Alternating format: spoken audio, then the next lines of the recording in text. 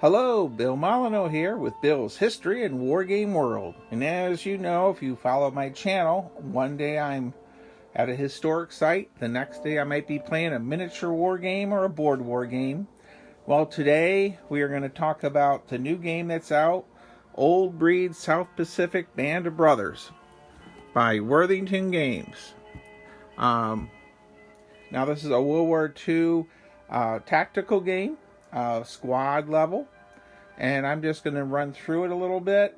A few disclaimers. I know Grant Wiley quite well and Uncle Mike. I also have a game, Wilderness Empires, on the French Indian War that I designed, that they published. So get all that out of the way. But I will say I paid for this copy, and this is an impartial review of the components. And so anyhow, let's talk about the South Pacific Band of Brothers. And right off the bat, there's your box cover. And it's a nice, sturdy box. Like always, anything made by Worthington, the box is extra cool.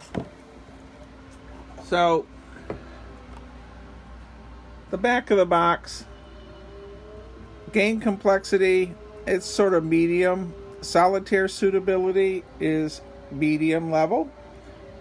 I played the first scenario a little bit last night. The night before I was goofing around with the counters, and it resembles using the D10 combat system very much like my French Indian War games. So if you're familiar with that, the D10 system, that's they've come up with a very good design. So I'm going to talk about the counters. They pop out really easy. Look at that. I mean, they're just falling right out.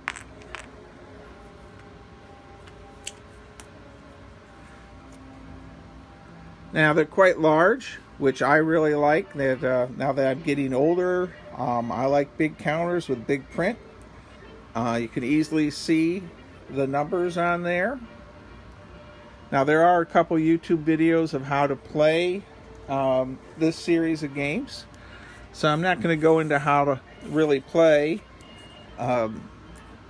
So I'm going to say the rule book is really nice, 5 pages to get you going, and then it's similar to how, like, all the other war games of this time, including the Advanced Squad Leader and Squad Leader itself, where you play first scenario, training scenarios, and I'll hit the scenario book in a minute.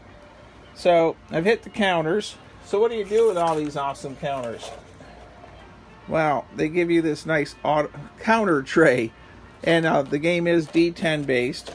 You're basically trying to roll the number combat value of your unit, and it comes with the smaller counters to if your unit is suppressed, your squad is suppressed, opportunity fire. And you can't say enough about the components of this game. Alright, so we hit the counters a little bit. I'm not going to really go over the rule book. But I really like how they did their terrain combat chart. I wish I had thought of this for my French Indian War games. All you do is look at the image. So here we have jungle, and you cross index over, and it tells you what the modifier is for the type of weapon firing into it. So if you needed a 6 to hit, a -2, you got to hit with a 4. Great terrain effects combat chart and movement chart. Really well done. And on the back, they have all your miscellaneous notes. So the need to go to the rule book, really not needed. I used this a lot last night. So we did the counters. We've done our terrain chart. You know, I'm going to save the map boards for last. I go to the scenario book. Now, the scenario book is just jam-packed with scenarios.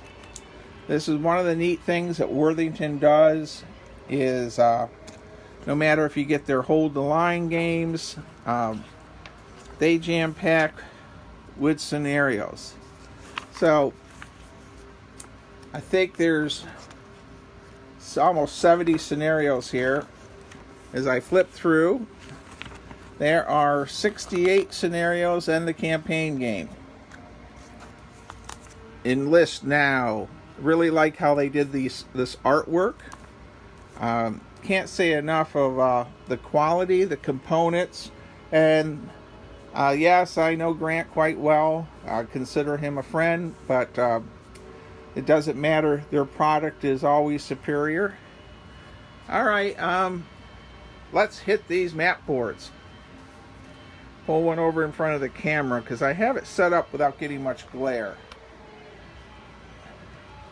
So here's a counter, and it's a little Japanese tank. And what I really like about how they did these counters is they are smaller than the hexes by quite a bit. They're rounded, so those of you that like to clip counters, you don't need to do that. But they fit in these hexes perfect. I mean, there's plenty of room, so if you have counters all around, there's not going to be a bunching. I remember playing the old Avalon Hill, squad leader game, and those counters and taking that tractor factory was an issue. So the maps are just incredible. Now I'm going to pause the camera and try to get you a better view of all these maps. Okay, I hope you can see these without too much glare, but I'm going to bring them up a little bit. But the artwork on these are incredible, and they're a nice thick cardboard, and they're double-sided. And I'll go through, you get 4 of them, and they all match, so you can, if you don't want to play the scenarios they give you, you can also set up your own scenarios. Oh, so someone's asking me, well, can you play Tarawa on this? Well, you do get a beachfront. A lot of Guadalcanal scenarios are in the book. And I only went through the first couple scenarios because I was learning how to play the night before. But you can see the quality of these boards are incredible. So I think it's and they fit together. I just put these 2 pieces together right now, and you can't even tell there's a seam there. I would say if you've never used this system, Band of Brothers, really quickly you're just rolling against a combat number, such as at 5 is its combat, and you're rolling a 1 through 5 modified by terrain. It's very, very simple in that sense. You just have to go through your different terrain modifiers. And so, is it worth the money? Yes, it is. And the play value in this scenario book, there's a couple training scenarios, and then you're just going like mad, one scenario after another. So I think it's one of the neatest things about this game is how they've set up the old style tracker and everything, and what units you need. And it's very quick just to you grab your counters out of your trays and you're good to go. Alright, well, we're at 10 minutes. So this is a must-buy by Worthington, Grant Wiley. And you can't buy Wilderness Empires anymore. It's been discontinued. So, but I appreciate Grant and everyone at Worthington that published my design some 10 years ago. Gosh, I'm getting old. And that's about it.